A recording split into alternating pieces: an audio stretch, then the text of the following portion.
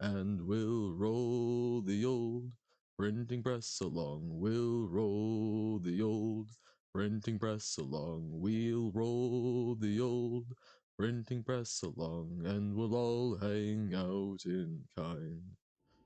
Howdy folks, it's Johan, your favorite little ink blob, who has just realized that I did not have the chat window open. In any case, welcome in everyone, hope you're doing well.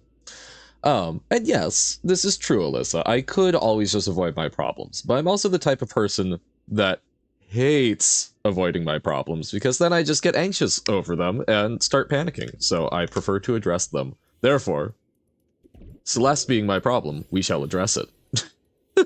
I'm invisible title card drop. Dun dun dun. Yes, welcome in Nobo, welcome in Robert, welcome in Alyssa. Hope everyone is doing well. Thank you for the hydrate. Celeste addict? No, I don't really suffer Celeste withdrawal. I did see Discord. I did not, oh god. I did not, watch the girls' last tour thing yet, but I will do that. You're watching anime? Which one?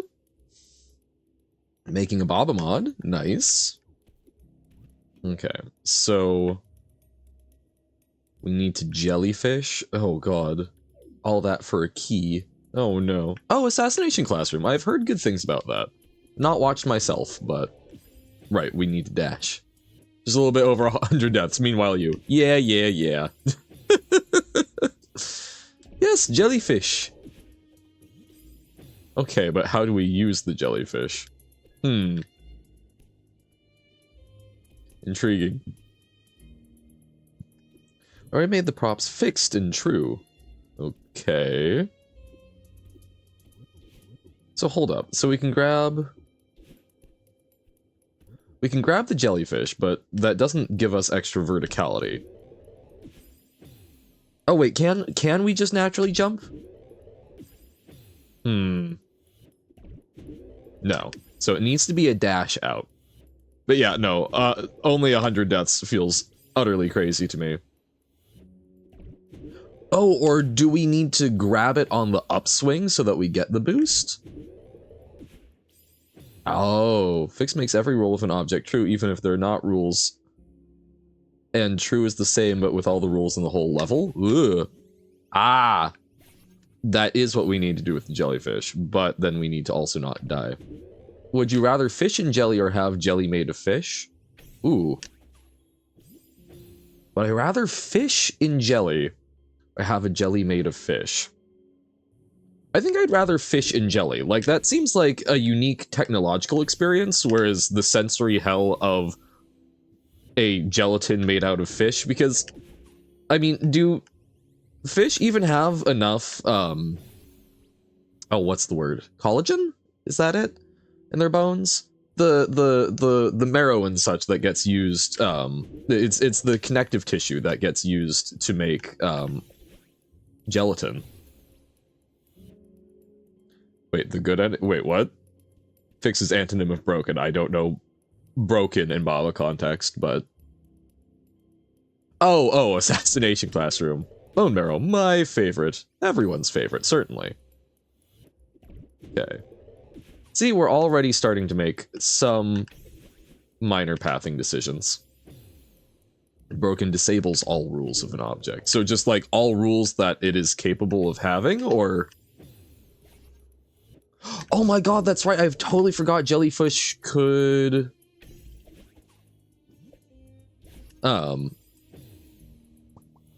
unlock doorbells on their own. Speaking of would you rathers, I want to put in my would you rather from the Discord, you know, the double it and give it to the next person one, but with a twist. Oh. Also, welcome in, Pug. This is very profound, thank you. You're invisible, then is the food inside of you invisible as well? I mean, there's a lot of different ways that invisibility powers get conceptualized, but generally speaking, the ones that I've seen attempting any sort of mildly scientific explanation involve some sort of like light bending, so that light is moving around you, so presumably food would also be invisible because it is contained within you.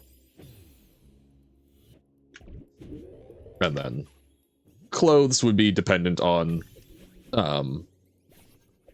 Closed would be entirely dependent on... Oh, wait. Oh, what if I go up the right side? But closed would be entirely dependent on whether or not the light bending takes place exactly at your skin, or... Woohoo! Okay, yes, I was pathing along the wrong side. Yay! And it brings us back with the last key! Johan believes he can fly? I do. Light is bending around you, so basically you would then have two strands of light coming from behind you, which would look trippy. Yes. There would be... So you're not fully invisible, you're just... Well, I guess if it doesn't actually interact with you, right? So that it's just quite literally no photons are reflecting from you, it's not going to alter the wavelengths that that are getting reflected, so you would still be not visible. Gecko in suit. Hello. If your skin bends light, your insides would be invisible. Yes.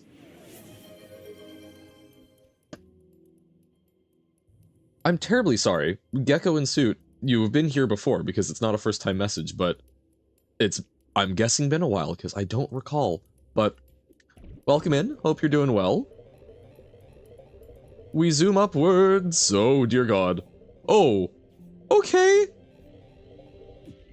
It dances. See, I'm mostly asking because there's also a non-zero chance that someone with a name change. The music is beautiful, though. Because no one else is green. Good luck, Moon Game? Yes. Thank you. Last time you've been here was mid-2024. Damn, okay. Lots has happened since then, but glad to have you back. Man, oh no, this music is vibey. You know, it's on some level, like, the surreality, is that the word? The surreal nature of this, combined with the sort of, like, orchestral music, is really making me think of the dream sequences from Night in the Woods, which is so good. Context, there is a track that has people attached to it. You can leave the track to kill one person, or pull the lever so the next person had a new decision, killing double the amount of people or pulling the lever than doubling them again for the next person. Now my question, how far would you like to be on that line? Oh, I mean, I think obviously I would prefer to be the first person, because for me, I would resolve that. Woo! But yay, checkpoint. I would definitely resolve the, like, you know, do I pull the lever, double it, pass it along? I know, haha, get as many people killed as possible seems to be the meme response, but, like, legitimately, for me, it's a question of how... It's basically, am I willing to kill someone to save unnumbered other lives? Basically, how much is my responsibility and culpability in the trolley problem killing someone? How much does that matter to me? And my answer is, I would rather take on that burden and responsibility as early as possible to save as many lives. So, I would like to be the first person on that.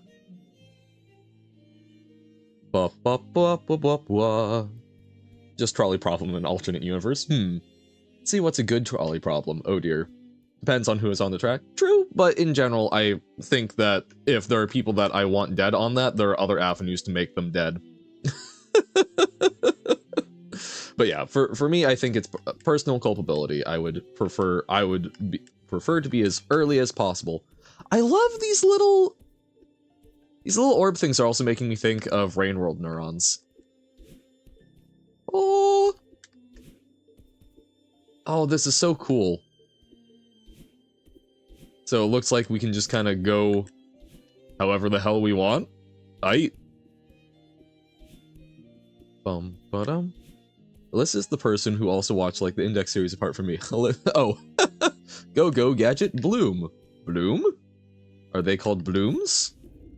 It all fills in behind us. All right, more fish! Oh no. Okay. Fish explosions. No bloom, the glowy effect? Oh, okay. So. Oh god. It just increases here. Gotcha. Did not realize that that was called bloom. Fish Sakana Girls Last Tour? Exactly. Any instance of fish is obviously a reference to the amazing manga and show Girls Last Tour. Fish with names? Wait, what? The fish have names?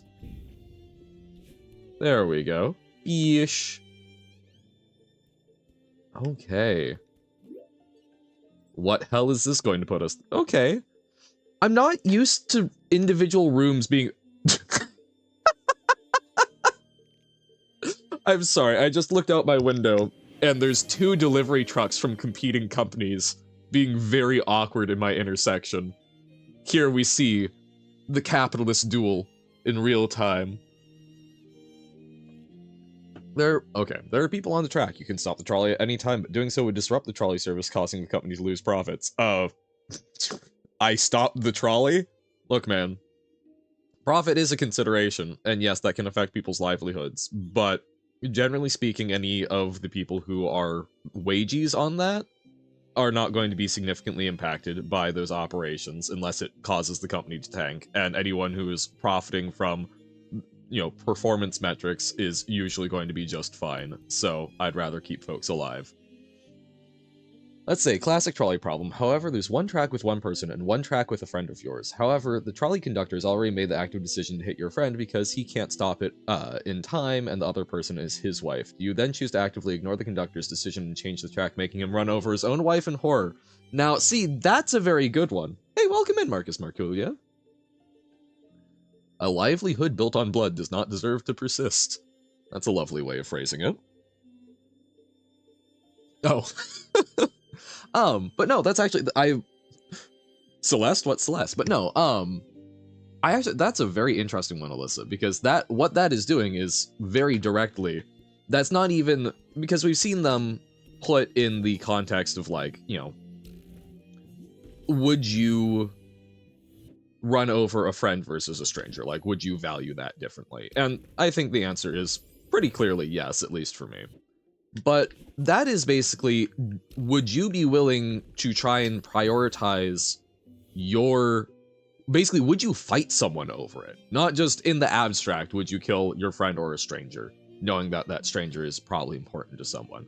That is very directly, would you be able to look a man in the eyes and say, I think my friend deserves to live more than your wife? Crap.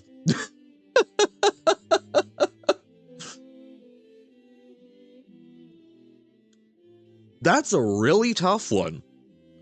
I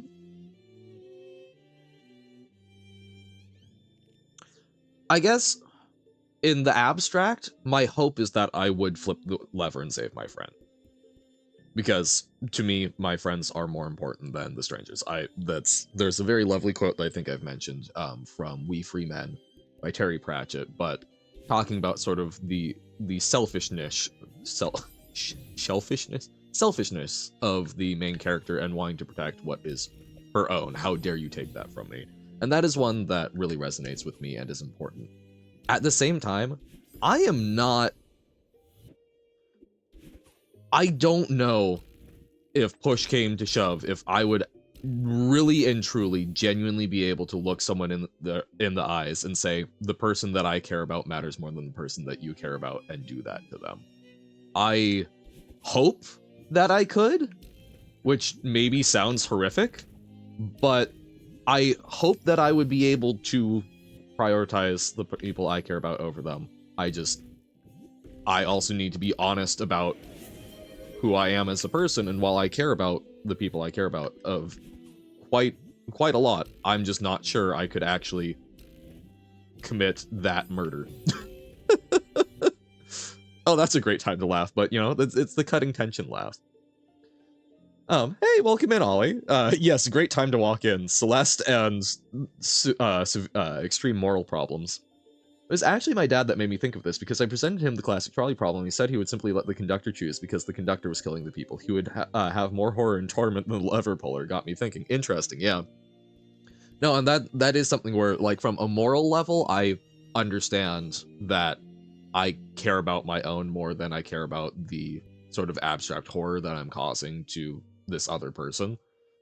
Which, you know, maybe in any sort of absolutist sense isn't great, but there is a high amount of value to me, to the people that I care about. but I don't know if I would actually be able to bring myself to do that. Would you rather being able to consume any content I want, however you cannot share any of your thoughts about it, like comments on videos or posts about anime, like Girls Last Tour, and not be able to see other people's thoughts either, or only be able to see comments made by other people and being completely unable to see the source material they are talking about? Oh, interesting. Um, hmm.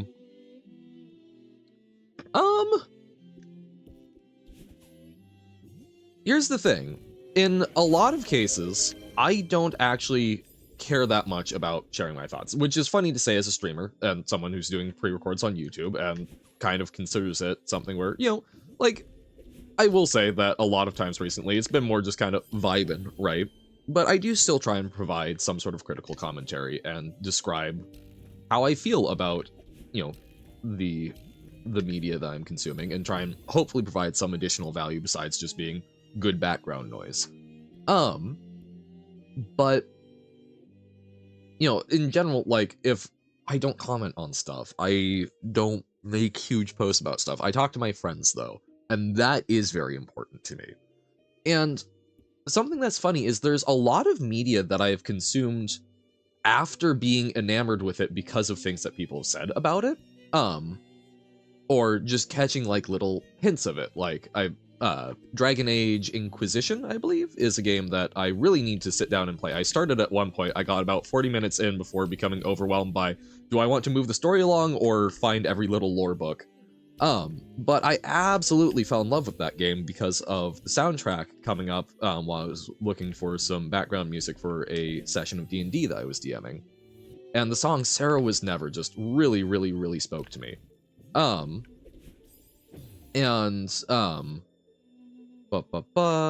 Words. Sarah was never.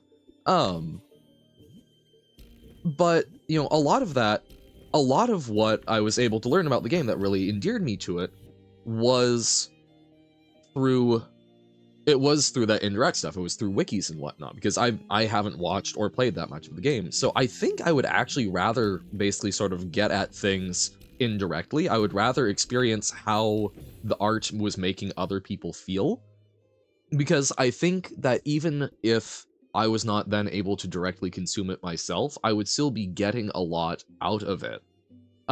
Whereas I think that not being able to share my thoughts and participate in that discussion and not hear other people's thoughts, I would lose out on a lot more. I think the discussion is more important than the art itself, which is very interesting, because I think art is really important for generating that discussion, but I think that you can engage in that discussion. It's just, that would be tough, because then can I consume any art? I don't know. But I do think I would go with the conversations around it.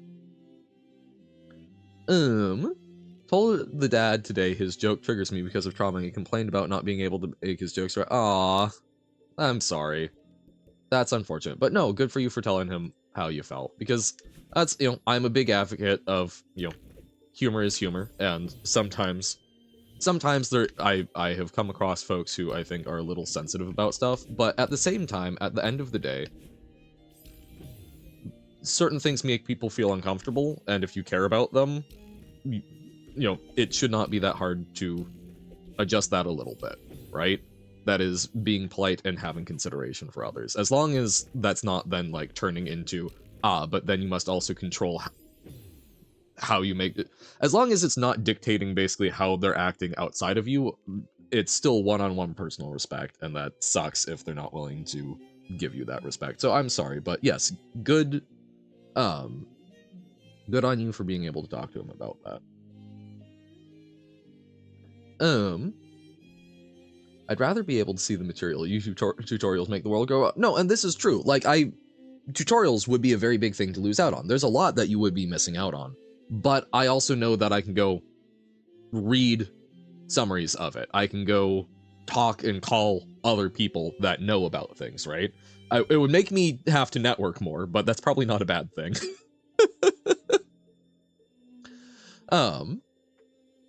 Yes, I do see the other Would You Rather. We're catching up a little bit. But would I rather be Rohan or be Thief? I think I would rather be an evil version of myself than some sort of horrible, twisted Eldritch Abominate. Actually, no, you know what? It would be kind of rad to be the thief. Think of what horrific things I could integrate into my inky body. That kind of sounds rad, so I think I'd rather be the thief. His joke was him complaining about me taking a shower again. He used to get very mad at my body, automatically remembers that and gets... yeah, no.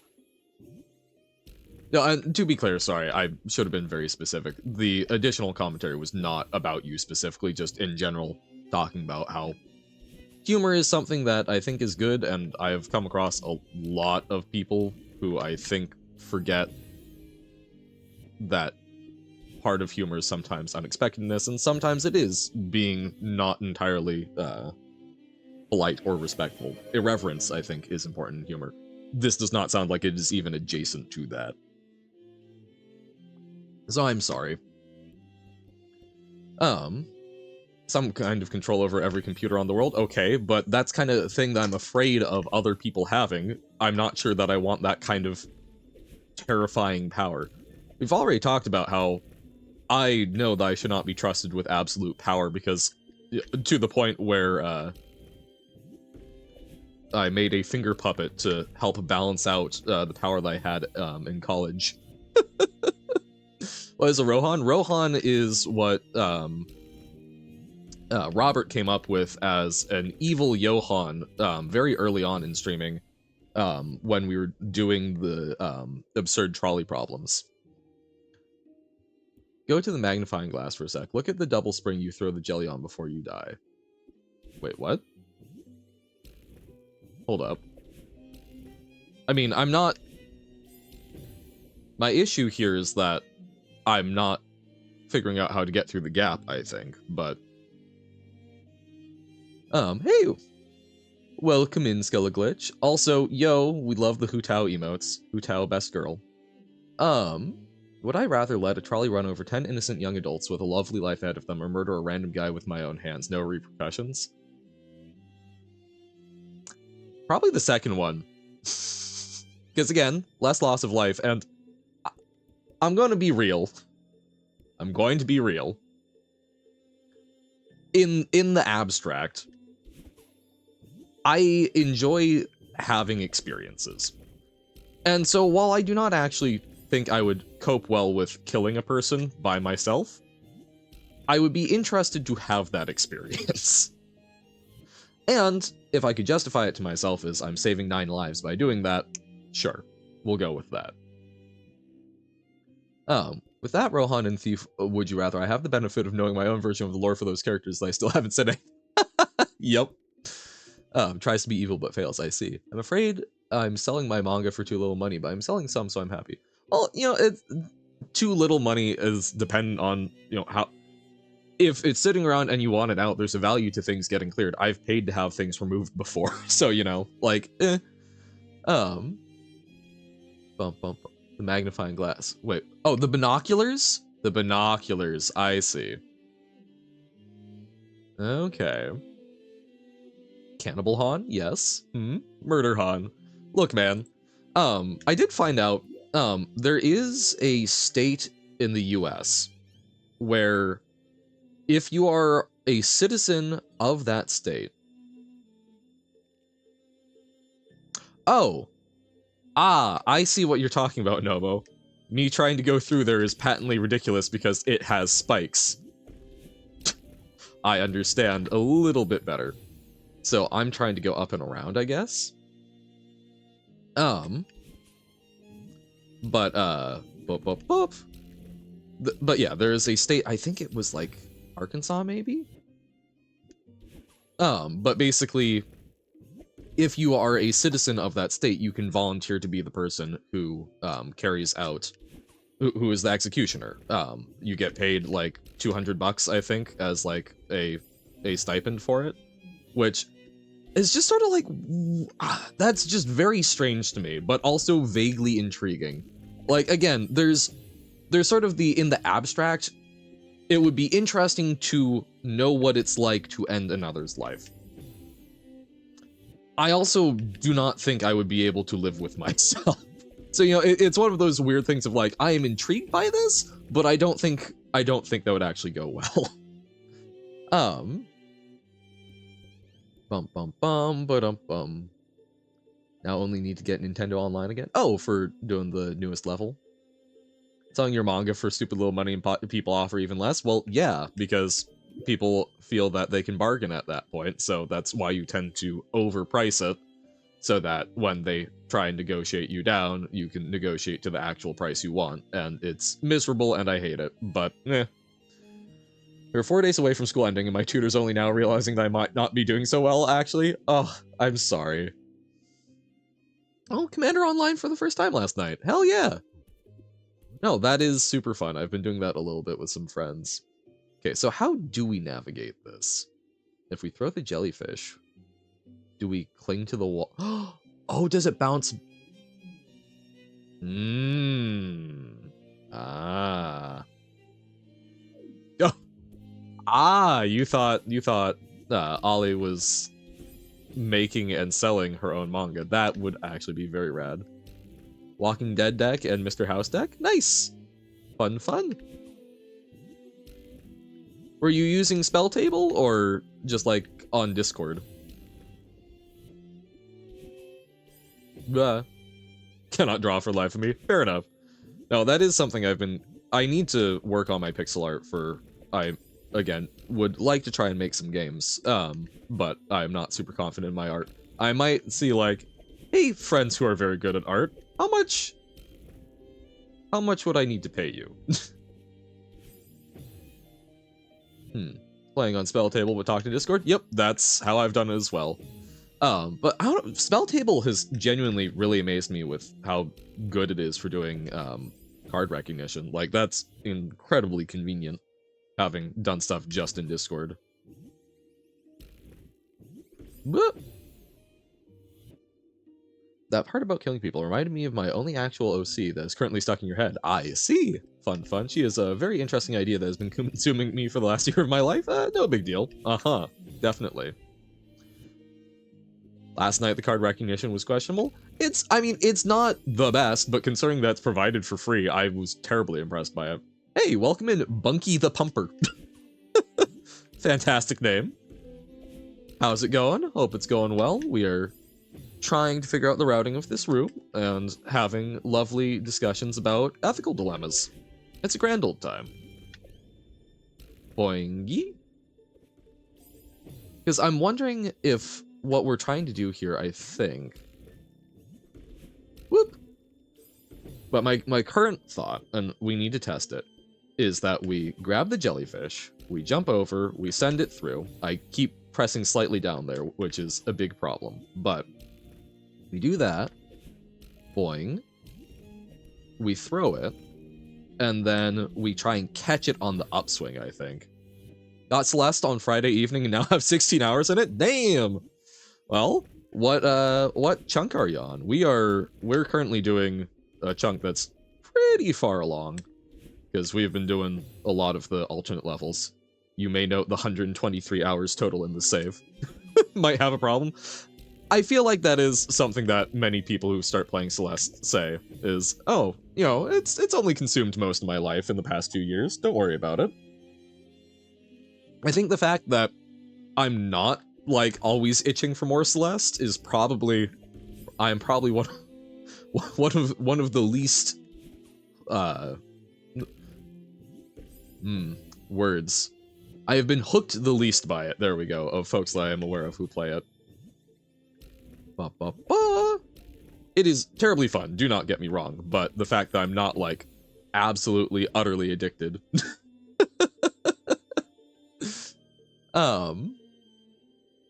Love OCs that are stuck in our heads for an unreasonable amount of time, right? Because as long as they're a concept, they're flexible, but once you start putting things to paper, oh dear. Not playing right now, but I got to the summit, now I'm working on B-sides so I can play... Damn! So 16 hours and already onto B-sides. Super impressive. I think that's far better than I am. Round of applause. Also, yeah, I might be a little addicted. Like, she is Daimi. Okay, don't ask why she's called that. It's a bad joke. She has total control over absolutely everything, and what she does is she changes little things here and there just to record what happens, so like a fan fiction in a way. Gotcha. So, sort of omnipotent creator reflecting that. Thanks, died a lot. Oh, yeah. Oh, yeah. I feel that we finished up, we were doing one of the seasides, and I am not a fantastic player by any stretch of the imagination. It took me 14 hours, and I believe we got up to around 3,000 deaths, so death will happen. Much death will happen. But we soldier on. Boop. Okay. No, I keep doing that too soon, but I think if we catch the jellyfish just right, that's how we want to do that. Whoa. How long it took to get to the summit for you? Like, when you say, so, you played for 16 hours, you're saying, like, how much of that time was getting to the summit level, or how long it took for you to play the summit level?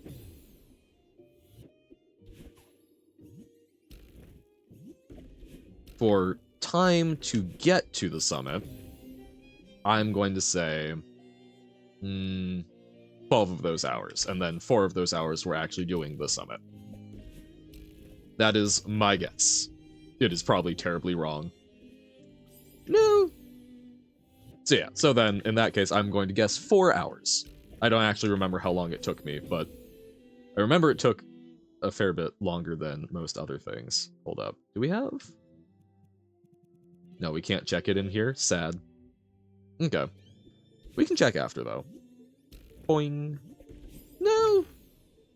Like a character that has total power over anything. The story behind it is she's a character in a book and learned she was in a book, so basically can rewrite the world she exists in. And she does similar stuff like that, just doing stuff to see what happens. Fair enough.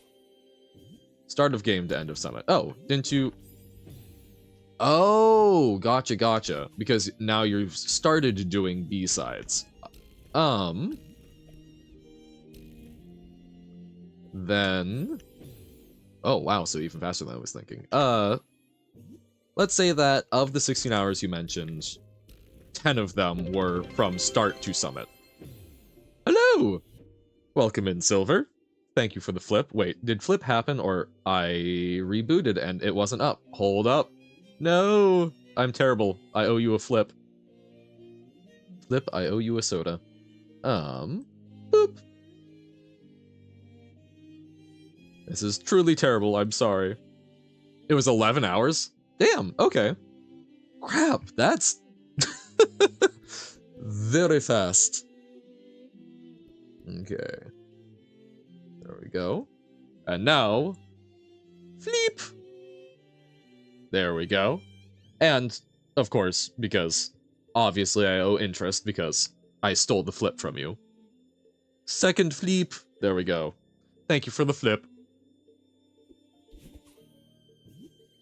But yeah, no, having nigh omnipotent power because you basically are awake in a world that seems neat and would also definitely want to just try stuff out. Thank you for the flip. I want 3 flips. Dun dun dun. Then replayed 1 through 3 for strawberries before learning B-sides give crystal hearts. Ah, yes. Yeah, getting all the strawberries was a time. A fun time, though, mostly. Did you have... We had a lot of what I called nemaberries, but the strawberries that you sit there and you're trying desperately hard to get, and they just really don't want to. Have you had any satisfying nemaberries to conquer? Interesting, mine is like very emotionless and also has a sidekick, Bavail the Librarian. Bavail keeps whatever Daimi does in each run of a universe in a book to archive everything she does. Oh, gotcha, so... Basically... The keeper of things. Didn't get all strawberries, but got some. Nice! I don't remember how much longer it took me to get all the strawberries compared to just doing... Whoo! There we go. Finally did things correctly.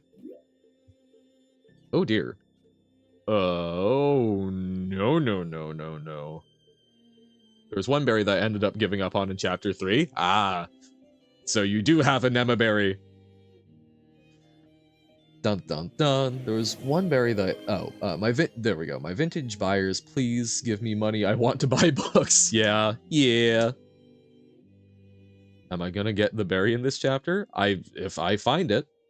And we may go back for it if I don't see it. Because we do have checkpoints. Thank you for the hydrate. This is not the comb room, is it? This is not the infamous comb room? If this is the comb room, it is not. Phew, okay. This room is peak. Also, comb room. just hate the room. That is... There were spikes there, Johan. There were also spikes there. Oh my goodness. Hey, welcome in, Madeline1409. Obviously, someone who is not a big Celeste enjoyer, certainly with a username like that. But welcome in, how's it going? Hope it's going well. We're plinking away at some farewell, and fortunately, I don't know, we less weirdly do not have as many moral discussions going on currently, so just kind of bopping along. Have long therapy session tomorrow and have to sleep. Alright, good night, Ollie! Good luck at the therapy tomorrow, and good luck selling the manga. I do hope that you get enough to fuel more books. Hey, welcome in, Sigma. How goes? See, comb room mentioned. Well, I saw this room and people were terrified of it, so I was worried that this may be the comb room. Ooh. We have a stabbable, oh, yeah, no, they're all stream boo now. This is very sad. Time to stab quarterly spruce. There we go. Stabbed. I have nice pocket money coming in soon. Woohoo! Bum bum bum. Main character just joined the chat. Exactly. Me wakes up at decent time for once my body. Let's punish him by making his eyes hurt for most of the day. Oh no. Oh, that's not good. That jump into the spring is very unnatural, right? Because it's like just the right height, but I think so we need to... Oh! I see. Oh, that's evil. Well, no, why dash up when we can do it with just a normal jump, and we probably want the dash for other things. Alright, good luck at class. Thank you for the follow, Bunky the Bumper. Good luck at class, and hopefully see you around more. But yeah, no, Sigma, I feel bad because I'm on, like, the other end of the spectrum that day. I actually woke up at a pretty reasonable time, and yet I still have done nothing today because... Have you ever been in bed and had the blankets just right, where it's formed like the little envelope of comfort, and you know that as soon as you move, it will leak air and you will just not be as comfortable, so you just sort of turtle there for like an hour because you do not want to disrupt perfection? Yep. So, I unfortunately was not punished. I was rewarded and then squandered it. But sometimes you need to have a perfect blanket day. The ancient tradition. So, I'm sorry your eyes hurt. I wish that I could give you the lovely blanket experience instead. The ancient, the legend. We have heard tell of Deltarune? Wait a moment. Oh, wait. Oh? The eyes, they hurt. No. Well, I know what I need today. Sugar. I may go shopping shortly. Hell yeah. When in doubt, something sweet. The eyes, like from Let On? Or from Lingo? The eyes they see? Okay. So I have registered. Oh wait, do I need to like neutral there? No. Man, it's been forever since we neutraled. Oh! Wait. Okay. Interesting. I don't know. It was magic. It was sorcery. I think it was dashing through the spikes. Oh, Celeste bells jingle. Did Johan discover tech somehow? I do not know. Neutrals are not a mechanic taken into account by level design. This is, I suppose, fair. So there's always an alternate to neutrals. Neutrals are just a tool in our arsenal. Ah.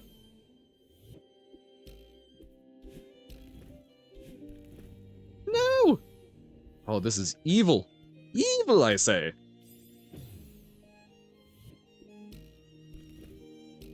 But cheese is delicious, so we always want to try and be doing neutrals, right? No! But so I think what happened there was basically I grabbed it and then dashed up just out of range of the spikes, and then it did some momentum funkery. Found a much crazier skip by accident earlier? Oh dear.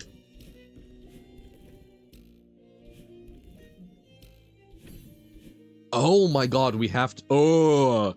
No! We have to hit the extra bump... Oh, no. No. Save the cheese for Baba. This is fair. Oh, no. I don't like it. I don't like it. I would like to formally submit a request of dislike. I need to dash there because we recharge the dash from hitting the bumper, and I'm a silly goose.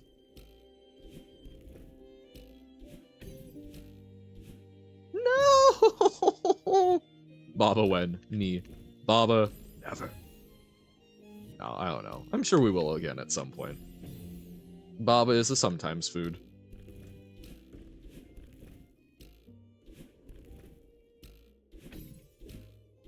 No! I need to do something more efficiently in there. I'm not sure exactly what, but... Yeah. Blah. Nope, that bad. Oh, wait. Oh. That's why Nobo was saying just dash to it. Because they restore your dash. Johan, the genius ink blub. But now I've gotten used to the awkward jump. Ah. And yet. Got the first Percy Jackson book for just €1. Oh, nice. Have you read the series before, or? Bum, bum, bum. Bum, bum, bum, bum, bum. That was wrong. Jump. Nope. Dashing way too early. I have a Rubik's Cube that, like, the colors show up when the heat is applied. Oh, so... a thermally sensitive Rubik's Cube? So you're solving it most of the time without heat? Or are you, like, trying to warm it up with your hands while you do it?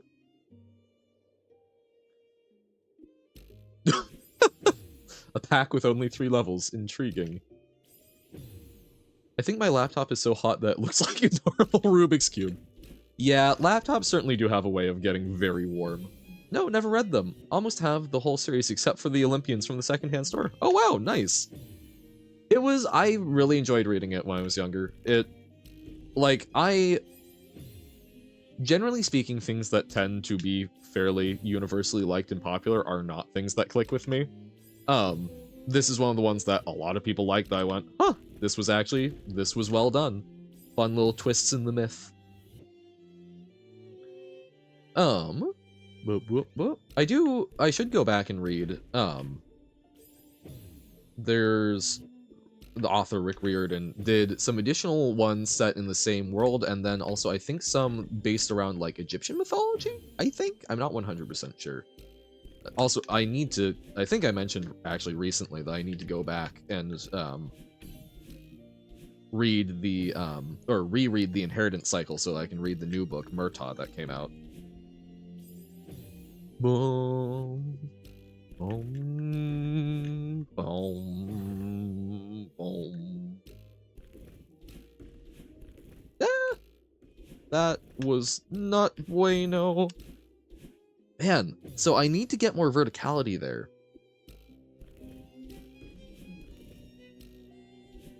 Nope.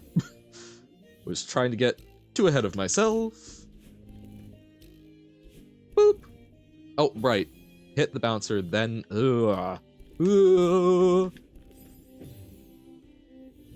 Speaking of perfect blankets, okay. I'm listening. Bump, bump, bump. Oh, you're in heaven? Oh! You have the perfect blanket set up? I'm happy for you. Bum, bum, bum, bum, bum, bum. Ah!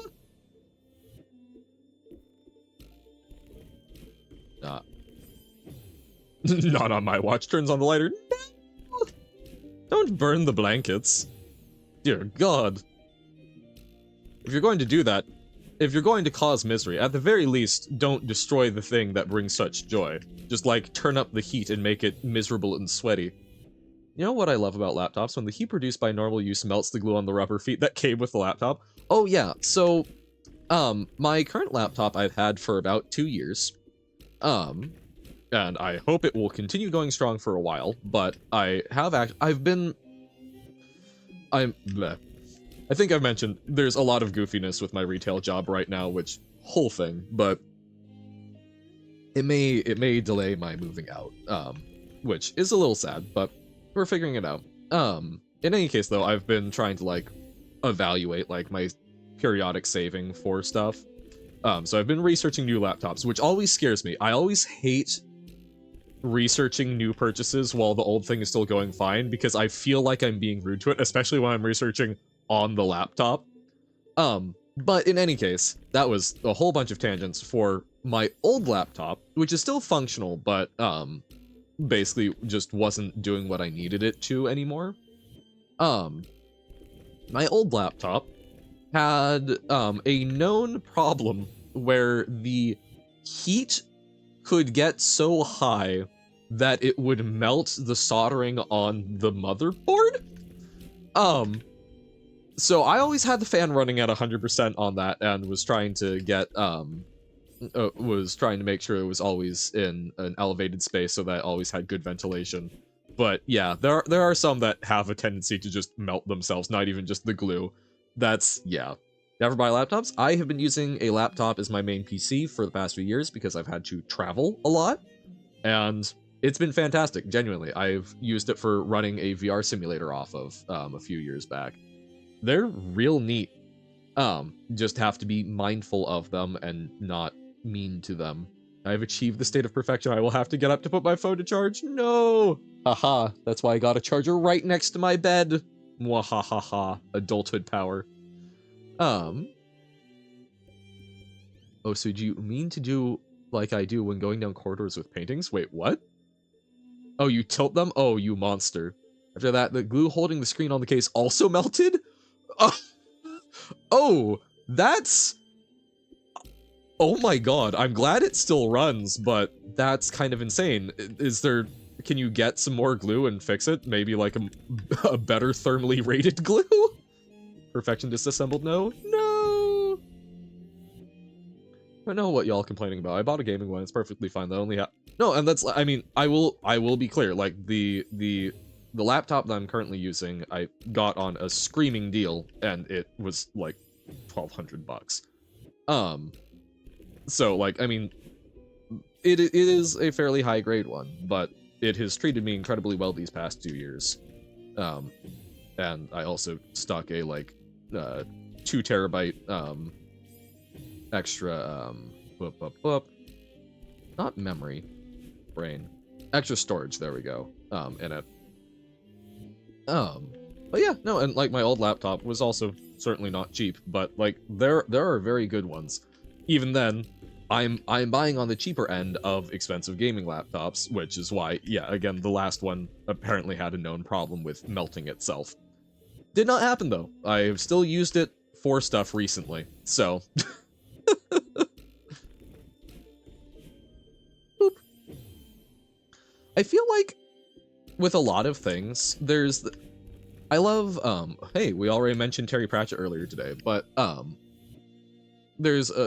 really enjoy how Terry Pratchett talks about, like, I think it gets referred to as, like, the Boots theory of, being poor, but essentially the idea that it is expensive to be poor because, you know, you can't buy the nice, quality pair of boots that last you a while, so that you don't have to keep paying for them over and over again, and your feet still stay wet, rather than if you can afford up front the better cost, the better boots that are better made, and you'll save more money in the long run, and your boots and your feet will be warm. Really butchered that, wow. But I think on the flip side, you also need to be careful. buying things that are like way fancier than needed. There's a sweet spot, right? Of you want to buy well made, but you still want to buy budget, I think. Never thought of trying to glue it together. Unfortunately, I think I also broke a plastic part opening my laptop, not realizing the glue had significantly weakened. Oh no. No! Oh, that's bad. If I do get a laptop again, I'm not gaming on it. Either that or I'll get another one with a metal case. That's fair, yeah. I've only opened this laptop once, and that was to install the extra storage space, and it's so nerve-wracking. Like, people who... No. Not a fan of the process of upgrading laptops. It's utterly terrifying. But if you buy a good prefab that just kind of does what you need it to do, I think they can be quite nice. I had an old laptop with a metal case. It was a beast, dropped it on the floor and still worked. Hell yeah. Well, I've been taking stock of all of my electronics recently. And like my laptop should be good for at least another couple years, knock on wood. My phone should be fine for a while yet. I've had it for like 3-4 years.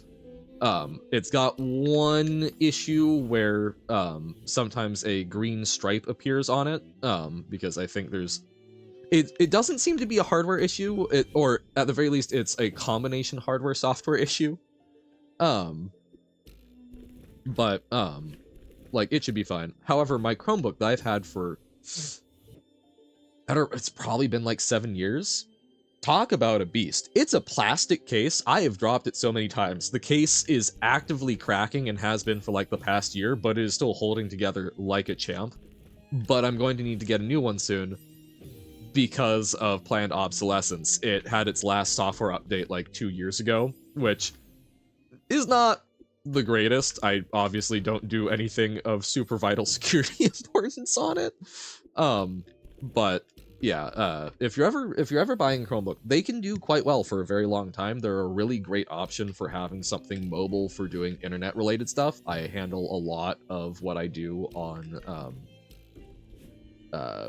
like Google Suite stuff, so it's utterly fantastic for me, and also great for hauling around on trips and whatnot, for doing YouTube videos, for taking to class for lectures. And doing note-taking. They're utterly fantastic. I do genuinely recommend them if you're looking for a purpose-built device like that. Never buying Chromebook? Totally fair. They have been incredibly useful for what I'm trying to do, but they sure as heck... Oh, no! Oh my god, I need to intentionally fall. Oh no. But hey, new PB. But, highly recommend them for that specific purpose. But what I've learned recently is that you can go check when the last planned update for them is going to be. So I'm looking to probably replace this sooner rather than later. And I'm looking for other similarly well-built ones, but I'm also cross-checking this list for when Google plans to update it last, so that if I'm buying one, it's not just going to only work for another year or two. It will hopefully last for at least another 7 years. Oh, you gave it to your brother when you got a new one who disassembled it for a server. Ah, no! Rest in peace, good metal laptop. Now, it would be ridiculously overkill, but there is a tiny part of my brain that's like, what if I took my blacksmithing and started... what if I smithed some, laptop cases? Your laptop worked fine for years until the incident involving a stray basketball. Dear God. But to the point that I was making earlier about, like, walking that fine line between quality and budget. Will Smith. Oh, Will Smith, Will Smith. I don't know. Sculpture is a little hard to do with smithing, but I don't know, if he put in the work, maybe he could. But I have been using Pixel phones, you know, Google's phones in the market. I apparently use a lot of Google stuff. But I was looking at, like, okay, you know, what would be cost of replacement on this phone? And I've got the Pixel 6a because I'm fancy. It was utterly incredible to me, looking at the cost of a, so I think like the newest one is the Pixel 9, it looks like. You can get a Pixel 9, like the base model, for like, I think $799, basically $800. Whereas you can get the 9A for $499. So it's a $300 difference. I'm looking at it, and I think the only appreciable difference to anything I care about, well, sorry, there were two. One was the battery life on the normal version is less than the budget, air quotes, 9A version. So the more expensive one performs worse on a metric that's important to me. But it has a slightly better RAM. I don't know what people are doing on their phones, but I don't think my phone has ever had an issue with the amount of RAM. Like, are people using their phones for, like, actual honest-to-God video editing? Like, what are people doing? That's what a laptop or PC is for. Why would I pay an extra $300 for an extra 4 gigs of RAM on my phone? I'm in utter shock and awe. Gotta be able to run Fortnite on your phone? Are people playing Fortnite? Okay, I've never played Fortnite, but are people playing Fortnite on their phones? What? That sounds miserable. A first-person shooter on your phone? Oh. I once bought a Where's Waldo book, removed every page, photoshopped Waldo out of them, printed them with the same material used for the book, and practically replaced the pages in the book that I removed using book glue, and went to the shop I bought it from and returned it successfully. You are a monster, and I am somewhat delighted by this. That's, generally speaking, messing with people like that can be very mean, but that's actually really funny. I would not be mad if I got that book. Bro was so amazed he turned into a little English lad. Dun dun dun. But no, that's I know for sure I've talked about this on stream because I'm a weirdo, but like I think it would be very fun to basically sell to a bookshop books bound in my human skin, in the skin of Meat Han after my death. Just because I want people to have that weird experience of, why does it feel and look like that? Am I okay? I think I'm okay. I think it's, again, for me personally, like, when I am dead, I am not there. I don't really care much about my body. So why not have some fun with it? Why not go talk to a specialty bookbinder and get that set up in my will? Because that would certainly... No, I don't want to sell my skin, dear God. I mean, I would like... I mean, realistically, you would probably have to pay for it. I found one place that might be willing to do it, from what I can tell. Basically, probably pay a specialty bookbinding place. Probably someone separately to handle skin removal, which I genuinely don't know who that would be. There's a lot of logistical things here because I don't think it's a very popular market, and I don't know how serious I am about this legitimately. But like, it would probably be paying probably on the order of like a few $1,000s. But then selecting some books and having them bound in that, and then probably donating them to like, I want it to be like weird little budget bookshops. I want this to be something that ideally people would just come across and, you know, leave just enough information where they could very potentially figure it out if they want. Basically, it's leaving a little mystery for folks, because I think the world needs more... The world needs a little more weirdness. And so that is one way that I can think of that I suspect not many other people would be willing to commit to. I think that could be kind of fun. Especially if it's, my classic go-to is like one of the Twilight books. So that someone, if they puzzle it out, has to wonder, why would someone bother to do this? My mom wants to keep her parents' skulls to make them argue when she gets... It's kind of great. And again, like, as long as those parents consent, I think that's totally fine. That's great. I do not want to knowingly touch a human skin made book, thank you. That's fair. But, I don't know, like... That, I don't know. At least to me, that would not bother me too much, but fair, I suppose I will need to consider the ethical ramifications of, like, deeply scarring someone who is unprepared for it. They consented? Hell yeah. I think that's amazing. Because, I don't know, like, I talking about irreverence earlier, with humor, right? Like, I don't know. After I'm dead, I'm just a sack of meat. The immortal ink blob shall live on, but the meat han shall meet at mortal end.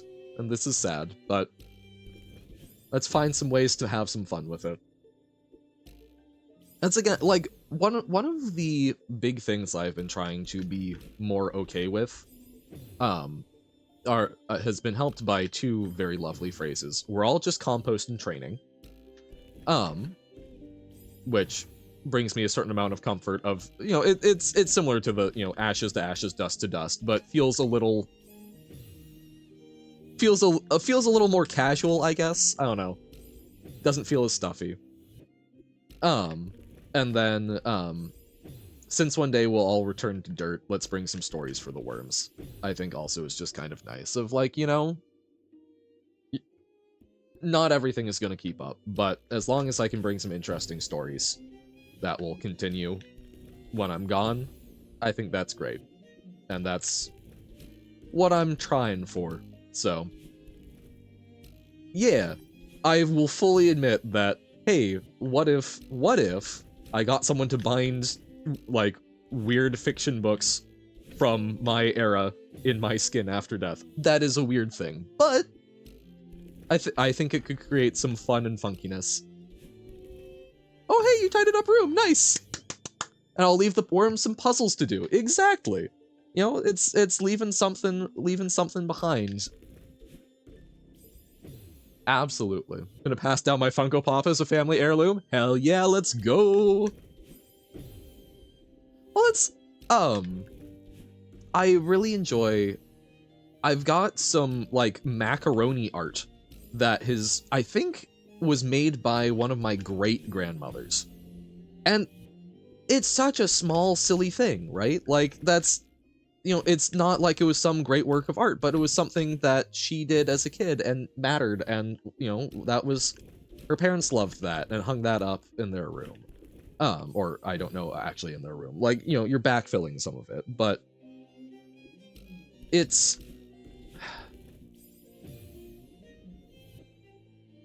There is, words.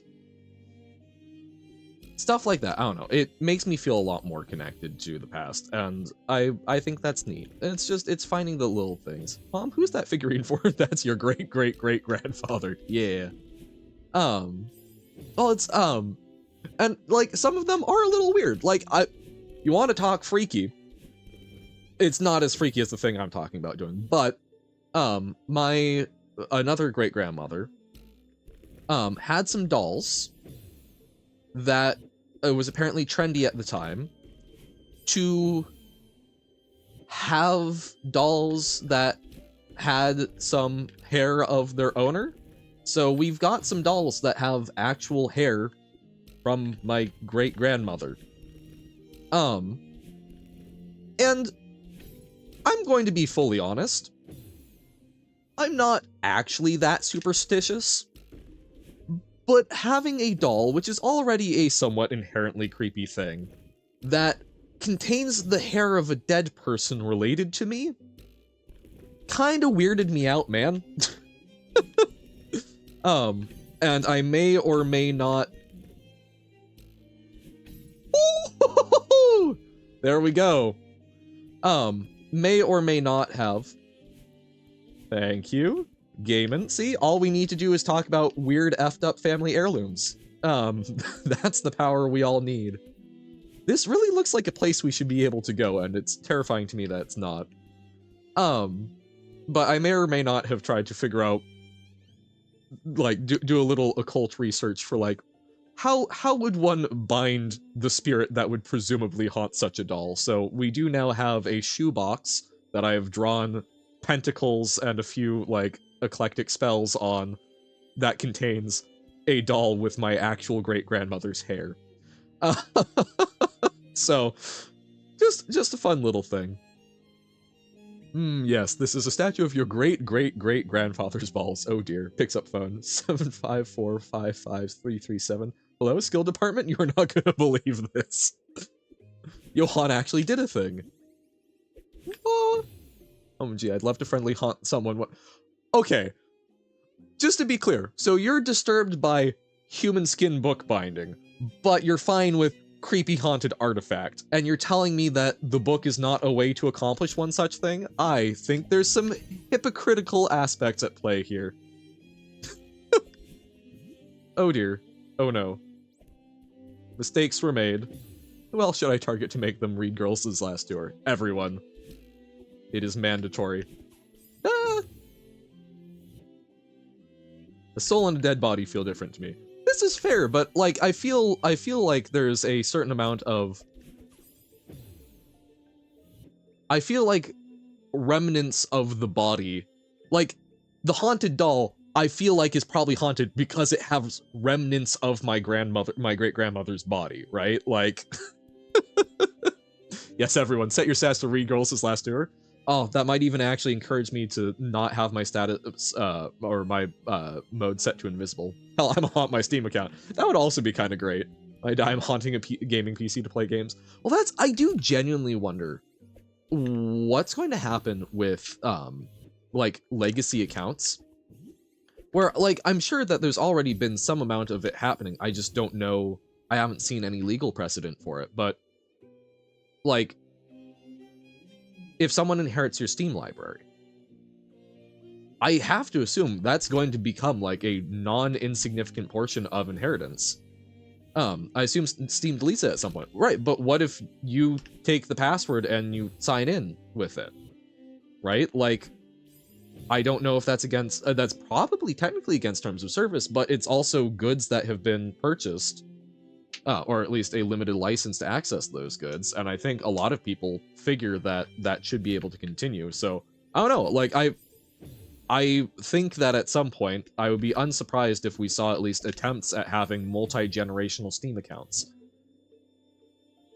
Yeah, I've also wondered how long you could get away with handing your Steam library down to your kids after death. No, absolutely, and especially what happens if the kids then contribute to it. So it's not just the parents, right? Like, you know, like if it's a shared account and things like that. This Steam account has been passed down through the generations. Exactly. Want to know a helpful secret that the game doesn't tell me? Sure. I am Skeletal Glitch Jr., the current owner of this generational account. My father and his father before him, and his father before him, and his father before him has hoarded games exclusively on Steam summer sales for generations. Doing the same with the rest of my accounts? Hell yeah. Well, that's, like, I will say, my grandfather had an Apple Music account. We use it. He's been dead for a while. If you tap down while holding jelly, you drop it without giving it any momentum. Oh. Well, no, I just fall faster so far. Oh, but if I do that and then drop. There we go. Steam deletes your account. You, excuse me, I'm 200 years old. Show respect to your elders. Exactly.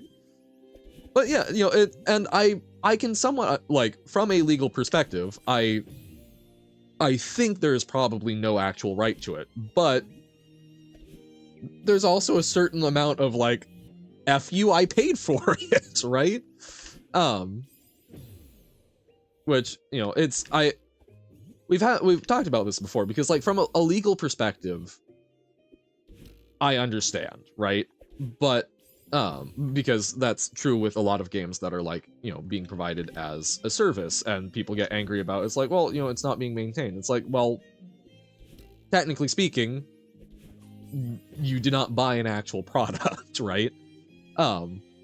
But especially, I guess for things like a Steam library and whatnot, where you are buying the software and in some cases it's only distributed through that, that's where I think there's potentially more of a leg to stand on. Dropping the jelly in place is useful at the end of the room. Gotcha. We've been completing the DB Dead by Daylight achievements for generations. They keep adding them, but each generation surpasses the last. That's an interesting idea, though. If Steam deleted your passed down account after you bought hundreds of games on it, I could see that creating legal problems for Steam. Well, and that's because, right, and in a lot of cases, they probably do have legal standing to do that because their terms of service, you aren't allowed to share your password with other folks, even though it does happen a lot. And they retain the right to block your access basically for any reason at any time. And you agree to those terms. But at the same time, I think if you make the argument of basically the monopoly argument, which I believe Steam has lost some monopoly cases before. But also, basically, a lot of times terms of service are things that get very squidgy in court. So I think there are arguments to be made. I'm very much not a lawyer. It's something where I've looked at things along these lines a little bit and certainly have some opinions. I think understand it a little better than the average person, but I do not know what arguments could actually necessarily be made for that. Besides, how can Steam know you died? They could potentially search for a death certificate because you are supposed to provide full legal information to them. And if you're not, then that's on other shaky ground for terms of service. Additionally, there is quite legitimately, I believe there's been one human who has lived past the age of 120. Basically 120 is kind of it for humans. So if you are above the age of 120, you're gonna run into problems. That said, I lied about my birthday on my Steam account, as I do on most accounts, because I'm not giving that info out. You know? So I will be 120, air quotes, far sooner than I actually am and such. Each generation gets a new Necrodancer achievement. Each eon we get closer to actually all zoning coda. Since you can pass down intellectual properties, an account should be considered as such. But there is a very crucial difference in that intellectual property is something that you're creating. So, intellectual property, yes, intellectual property is a... I'm trying to think of how to phrase this. But, like, oh god, because even like a rental gets complicated because there's often laws about continuation of that. You create the account, and that's not an actual creative endeavor. The account is the entity which is being used to basically buy access to the services. When you are creating a Steam account and you are purchasing a game, you are purchasing a limited license to download the software with DRM linked to Steam. And basically Steam's business model is trying to keep other people's intellectual property safe.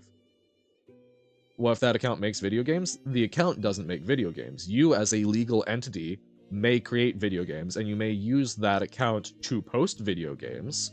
And at that point, there's a different set of... actually, I don't know how those accounts work. That would be something to ask Silver.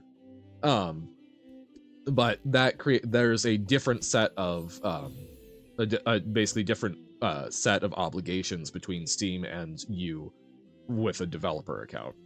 Based on simple Google search, I believe has literally said, no, you cannot put your account in your will. Right, but you can still provide the password, and if Steam doesn't notice a disruption, there shouldn't be any sort of issue, but eventually they presumably will.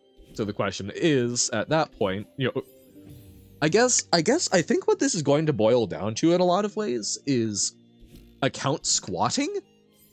It's going to be similar to living in a house that you do not have a legal right to, but you're living there long enough that it's basically, you're considered to have a certain amount of rights over it because it would be basically unreasonable to evict you from it. I think that, I bet that's how it's going to be handled if there is anything that does protect you. It's going to be considered account squatting. And basically, you're going to be having to demonstrate, for all intents and purposes, residency on that account for a certain number of years so that they can't pull it from you. I bet that's what's going to happen. You bit your lip? Oh no, I'm sorry. This is unpleasant, but welcome in, Carsey. Glad you're here. Thank you for shedding blood for the stream.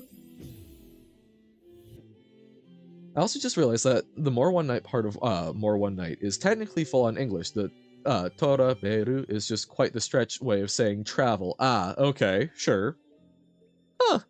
More One Night Johnny to Journey. Yep. Sakai is just Japanese, but it is certainly more English. Just get rid of your teeth? What? No. Oh, interesting. I was looking up and saw a potential workaround, library sharing. Well, yeah, because family sharing, but they also do put limits on how many times that can be done. So you could keep your own separate account and then have the dead person's account library shared with you. Right, but that you can only do that with up to 5 people, right? So that's only 5 generations of accounts. And that's also, you know, if you count like both parents and siblings, that gets eaten up quite quickly. Boop. I'll chew them for you. Actually, just eat, just eat soup. Don't even know how I managed to bite my lip twice at the same time. Oh, that's rough. I'm sorry. But yeah, no, so family sharing will absolutely work for a while, but that's not something where you can't do that in perpetuity. If they could come up with a way to, like, transfer it, but again, that's not going to be useful. Fascinating.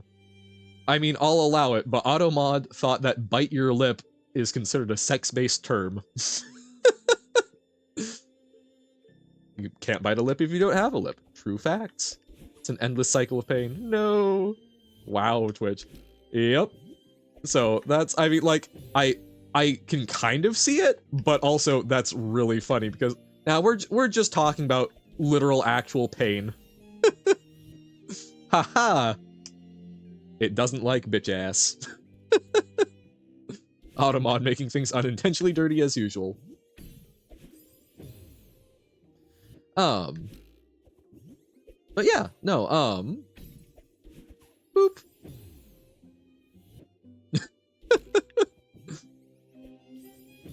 Wait, hold up. The reasonings for these. So Nobo. So, saying bitch ass is considered bullying, and that's why it's held. Saying ass bitch is misogyny. How dare you? Bullying. We can tolerate bullying here, but misogyny.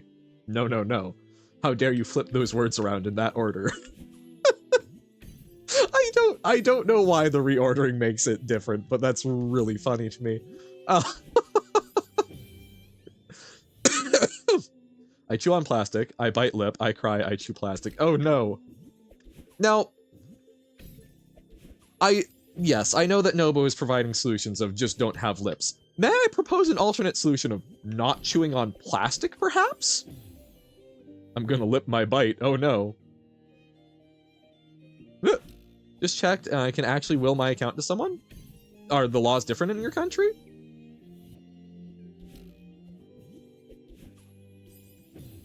That didn't get got? Nope. No, for Steam. But, okay, what are you basing this on? Because, at least Sigma is saying that it looked like there is some case law pertaining to willing accounts, and again, I think that would be, I think that would probably be against, the terms of service. Thing is, even if you will your account, no one can force all the companies you bought games from to allow license transfer. True. Check the TOS, and you have to give them the will? Pardon, what? Mods ignore pussy. Yes. No, it's, I think we've probably just said it's fine to automod, but yeah, most game licenses are non-transferable. It's, used games get a little goofy, but that's because usually there is still a market for that because there's a physical copy and the license gets tied to that, but so basically as long as it's legit you can, but again, willing the account, yes, there's still not necessarily a guarantee that Steam won't pull it. Oh, right. I don't think you're necessarily people, you know, that might be a stretch. But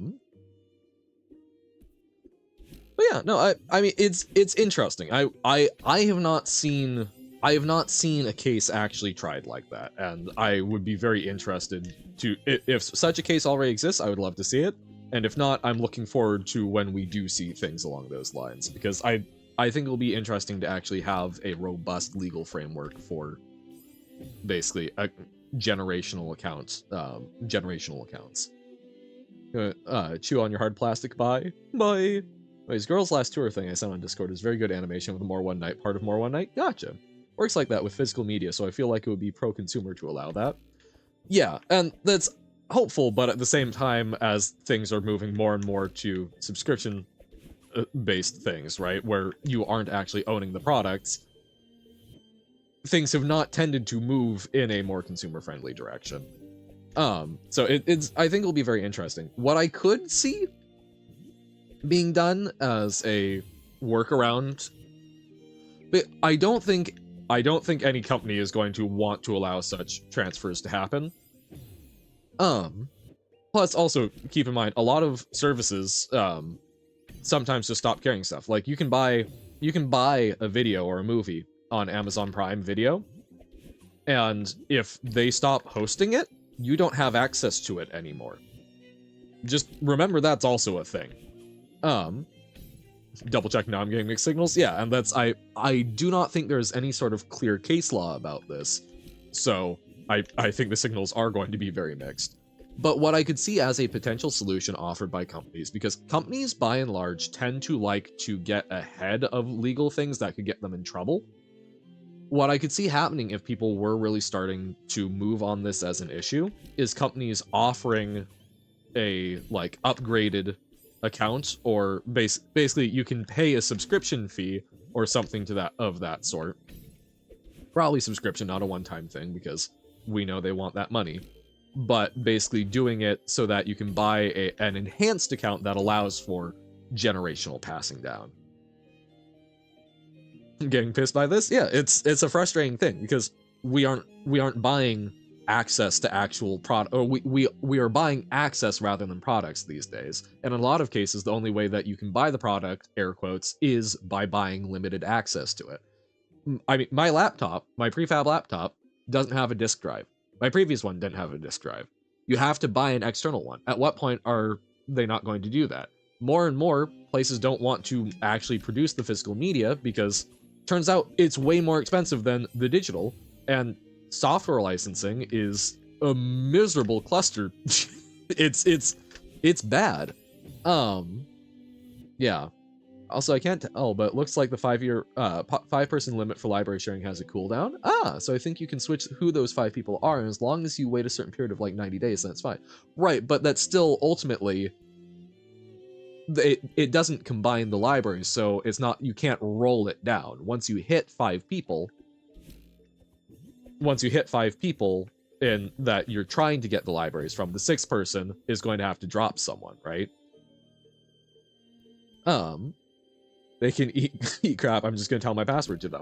Right, but what we're saying is at some point, if that does become more and more of an issue, a lot of these places that are having these accounts are probably going to start going through and cleaning them up based on like inactivity, or even just on like birth dates.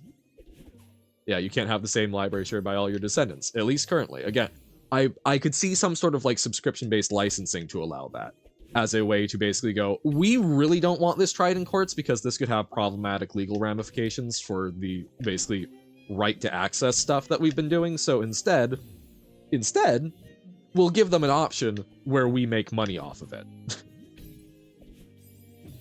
Man, I'm really screwing that up. And then again, not every one of your descendants is going to be into PC gaming or gaming at all. True. But it's also not just gaming, right? Like, so again, I use my dead grandfather's Apple Music, right? Music is a somewhat more universal thing. And, you know, movies and videos. more and more, think about like Google Drive and Google Photos, places where people are storing memories and such and paying for that storage.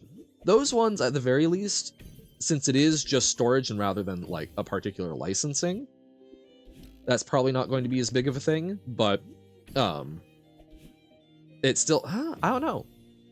I think those will probably be fine because that's set up where they probably don't actually care who's paying for it. But anything where you are buying a product is going to have that trouble. Yeah. No, that's true. So at least digital storage should be transferable, but yeah, as products are purchased more and more online, what are they going to do? Sue me? I'm gonna be dead. Plus, if it's going to start a legal debate, I'm going to call. Well, no. See, they won't sue you. They'll just remove access, right? That's the crux of this issue. It's not that, oh, you might get in legal trouble for it. It's that you might not have legal recourse to prevent them from denying you access, right? Or your descendants access. It's that they can deactivate the account for any reason, pretty much. And if they go, well, we want people to have to, we can't have people passing it down.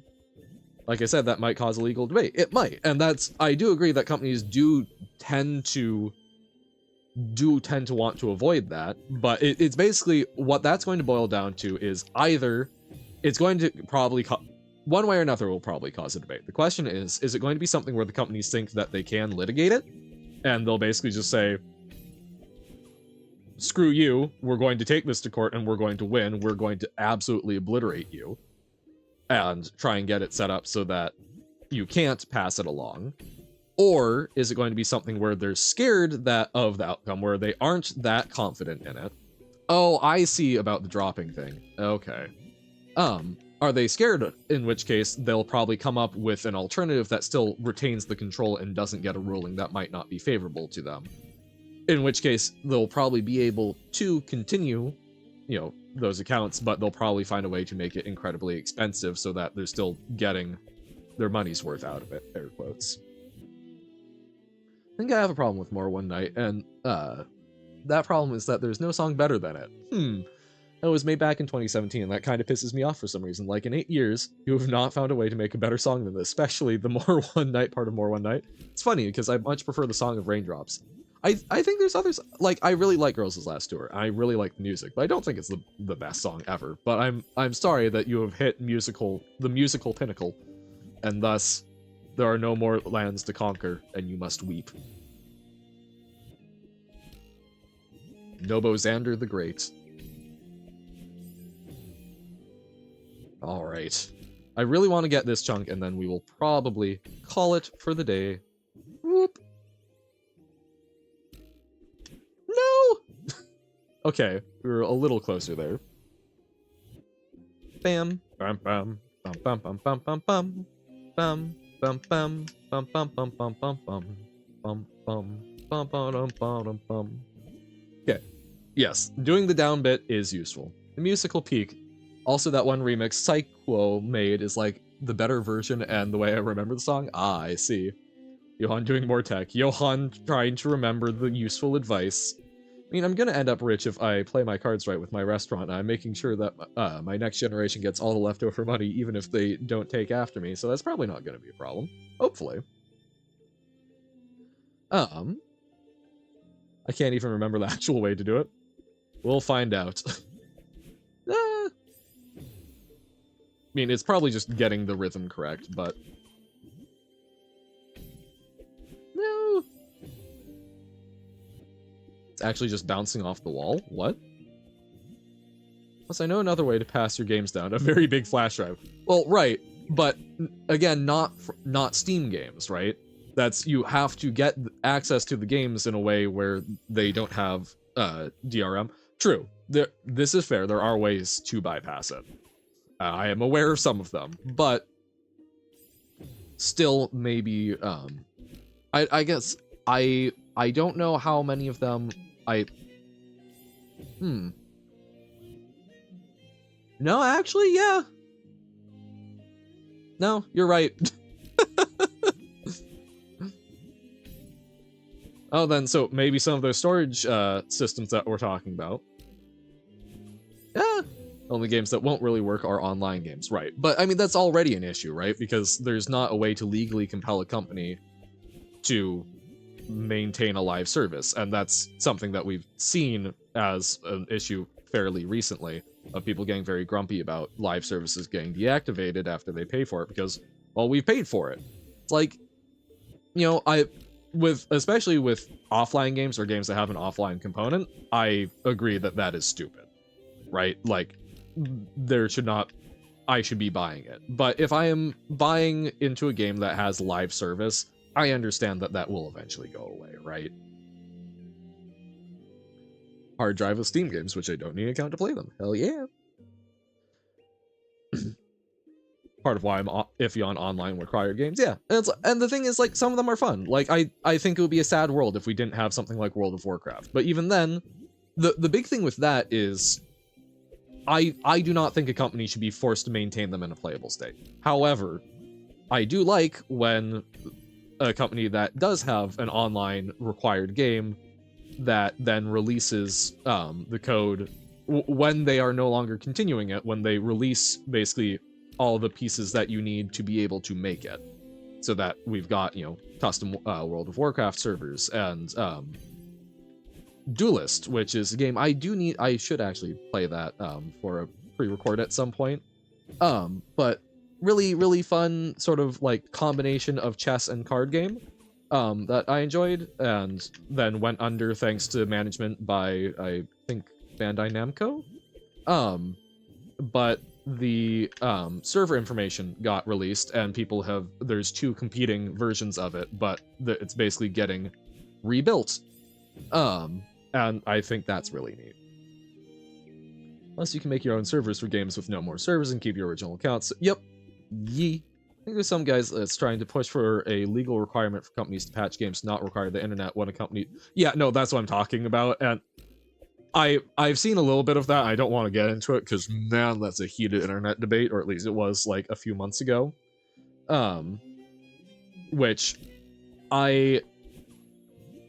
the specific things that I could tell from what I read of what they were proposing seemed like a genuine undue burden, but saying, hey, you need to release the source code for this, basically, I don't think is necessarily that problematic. The biggest thing there is just trying to figure out a way to balance, like, proprietary technology that's being used. There we go. Proprietary technologies that are being used in the server infrastructure, with basically allowing companies to have their intellectual property. But there we go. Next room is what? At bare minimum, they shouldn't be allowed to pull people's licenses. Yeah. Go on a look. I will do this very briefly, but I do need to go because I've got other stuff today, unfortunately.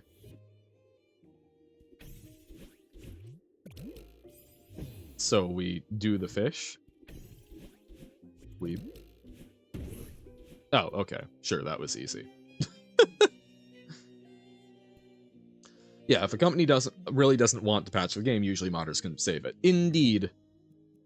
And that's why I'm like, I think sort of requiring folks to launch that out there so that if there is a dedicated community, it can be continued, I think is not intrinsically a bad thing. I do think that there are still some considerations to be made that are reasonable for companies to ask for. Because, like, if I spend a lot of development time, effort, and money on a particular bit of technology that I want to reuse for other games, I understand not wanting to have that be made public. In which case, then yes, perhaps some sort of patching alternative is there, but it gets very tricky because, like, it's all well and good when dealing with large companies, but if you are an independent developer who's trying to make an online only game, you probably shouldn't be, but some may try. That can create really insane barriers to entry for it, which I don't think is necessarily a compelling reason to not try, but I think is something that people need to keep in mind. I think it would be funny to train an AI to think like me so that my grandchildren could convince Steam that I'm still somehow alive. That would be hilarious. Yes. How do you feel about Chapter 9 taking place on the moon, by the way? I suspect... I mean, I think it's very metaphorically on the moon, right? Like, I do not think... I do not think that this is the actual moon that we're looking at. I think... I don't know, like, I think we're going to need to engage with more of the story in Farewell to really know what this is getting at, but this seems to me an important character has died, and we are going on a journey to try and deal with that. I mean, just like, I don't think Badeline is real, right? She is a portion of us. I think the moon is probably metaphorical, standing in for something. I'm not exactly sure what yet, though. It could simply be dreams. It is the pinnacle that we're reaching for. Moons can often be associated with, nighttime dreams and so on and so forth. I don't know. I do not know, but I'm curious. I'm reaching the cafe, me when I lie. Oh, yes, generational gaslighting is crazy. Yeah, it's in general, I think it's a really interesting topic. I'm sorry that I don't have more cogent thoughts on it. I would like, at the end of the day, I think it boils down to, regardless of the mechanics, I would like to live in a world where I can pass down access to the content that I'm buying on Steam and similar things to my descendants. And I would like for my parents to be able to pass their stuff on to me. And I think that, to me, I don't think that is unreasonable in the same way passing along a book or a physical copy of a game. So I would like to live in a world where that mechanically worked. I think with online service games, I think it would be nice if we also lived in a world where, when one was discontinued, the tools were provided to everyone to recreate that if they wanted to. Basically, it was considered an abandoned project that people could work on. I think there are a lot more legal challenges and a lot more sort of moral, ethical challenges that need to be considered and balanced in that one than passing down game licenses. That, I think, passing down game licenses, I think will have a lot more pushback. Or no, I think it'll probably have similar amounts of pushback, but I think that is one where there's probably some very reasonable architecture already in place for that. Or at least some solution to be reached. When it comes to live service games, I think that's a much tougher one to try and balance everything that's needed. But it's very interesting. I will be curious to see how the world goes about it. Not even sure how much of the events of Celeste are canon anyways. Also true. Very true. Dashing is purely scientific. Oh, truly, exactly. Plus, that would make it so some people can get long-forgotten games that no longer are obtainable and hence would help keep the documentation of certain games. Well, yeah, I mean, and that's, the thing is, that's a whole different discussion because, like, game archivism is, that's a big thing, and, like, the Internet Archive is a really interesting company. By the way, if there's somehow anyone here who doesn't know about archive.org, the Internet Archive, go look at it. It's a California-based internet library with doing some very legally questionable things. They have been sued because during the pandemic, they lifted a lot of their DRM requirements, but basically they are archiving books, and there's at least one copy that is free for every book that they have their hands on. I've used it to pick up some books for research papers and whatnot, like the Crania Americana, which is this like really old book about phrenology in America, which is a little horrifying to read, but also very interesting. I was able to read the entire thing for free on the Internet Archive. Really, really, really cool site. I really appreciate what they're trying to do, even if they're eating a lot of hits from courts. But highly recommend it. I know that there's other places that are trying to do similar stuff, especially specifically with preserving games, and it gets super messy. I feel like I'm going insane. Like, there's one clip of you shivering, and for the life of me cannot remember when that event happened. Wonder if down the line everyone will just get games through subscriptions and game licenses won't even matter anymore. That's possible. We are moving more and more towards that.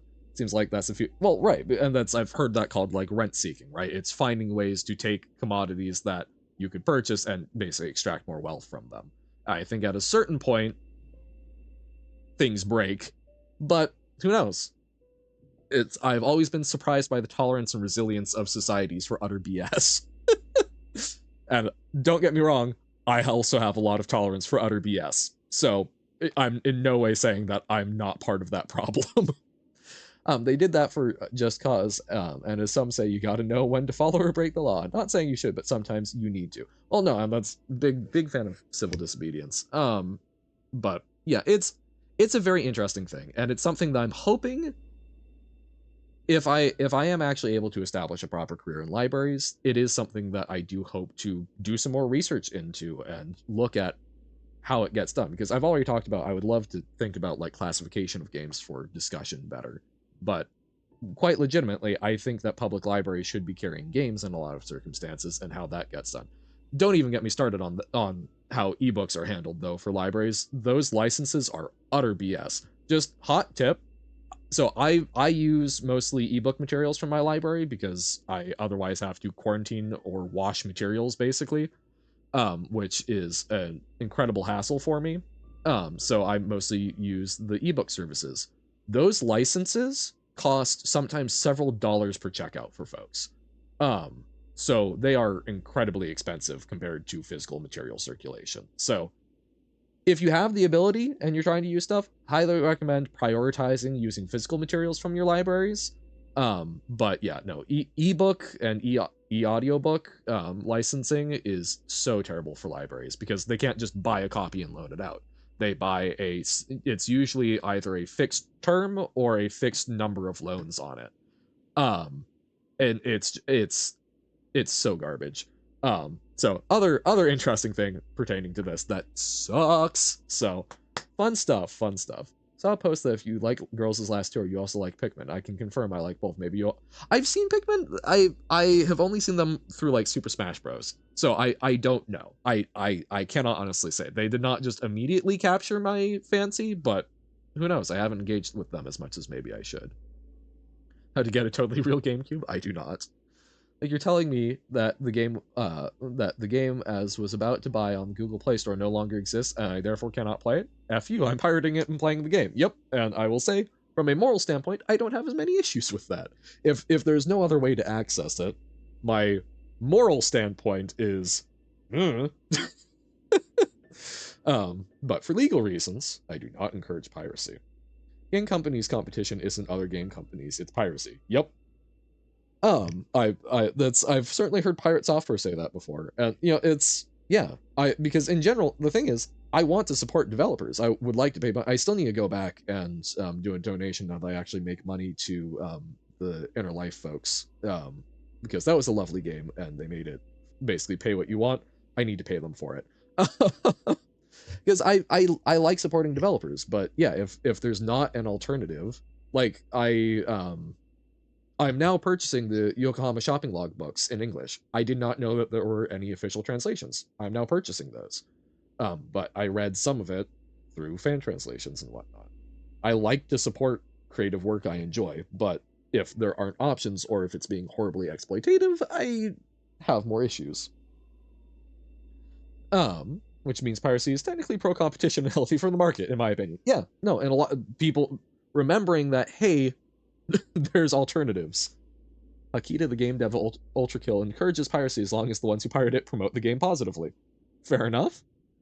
Yeah, no, and that's I will say, especially mad respect to people who say, hey, I really appreciate, even though Quote Pilgrim and I think have some very different views on like the importance of copyright in the sphere of creativity.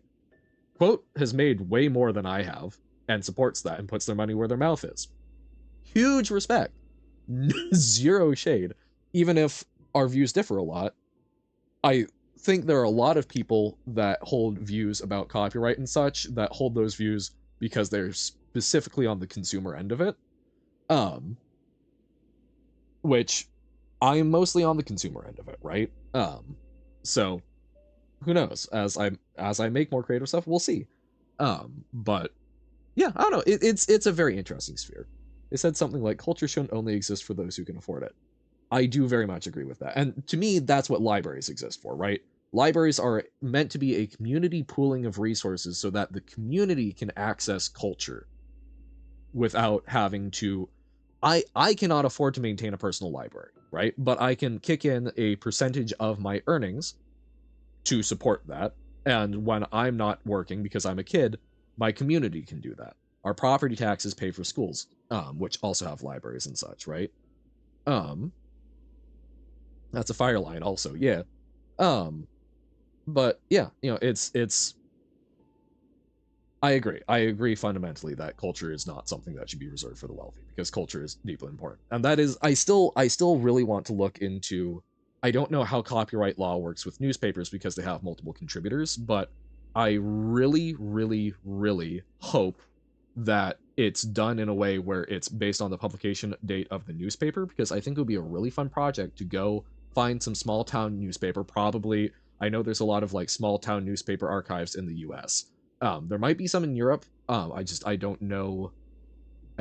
I haven't seen as many of those archival projects over there. But I'm sure they must exist because, yeah, there must be. I have a lot more archival knowledge in the US. But I would love to basically go find one and then do like a daily news read at the bleeding edge of what has entered the public domain as just sort of a statement on copyright is certainly too long. And I think that I no matter where you fall on it, I think most people are in agreement that international copyright law is way too long. I'm imagining actual libraries having a Steam section where you can go and play the games for free, or not just Steam, but a console as well. No, legitimately, there are some that you can at least check out physical materials, and I think that doing, I don't know, Steam doesn't really have architecture for it, but I think doing something along those lines would actually be really good. Because I would argue that games are a very important part of modern culture and have a lot to say and should also be preserved, and that should be part of the access and mission of libraries, especially when I see libraries starting to do like libraries of things where you can like go check out seeds and like shovels. I'm going to be perfectly honest, as cool as that is, I don't think that's really library purview. I think that's them trying too hard to be relevant. um Arcades are kind of like that, especially one that you're planning to make. Okay. Oh, hey, Aya. We're just wrapping up. We've gotten into an interesting conversation, but about copyright, but probably need to wrap up. But welcome in. Hope you're doing well. You're a nerd? Yeah. Copyright is for nerds. Woohoo. Anyway, the universe is a hologram. Buy gold. Recross this last tour. Bye. Thank you. On that lovely note, thank you all for watching. We've had some lovely discussions, and we made some good progress on Farewell. It's nice to not just have the same screen over and over again. But yes, I do need to get going. I will try and make sure that I'm actually back on my pre-record schedule, so there should be something of Nier coming out tonight. Hopefully, we'll see. And yeah, should also, I'll post it, but I should also be available for a similar stream time frame on Wednesday. So woohoo! Alright, bot gold, hell yeah! I keeping mine in some nice, safe, federally insured accounts. Woo!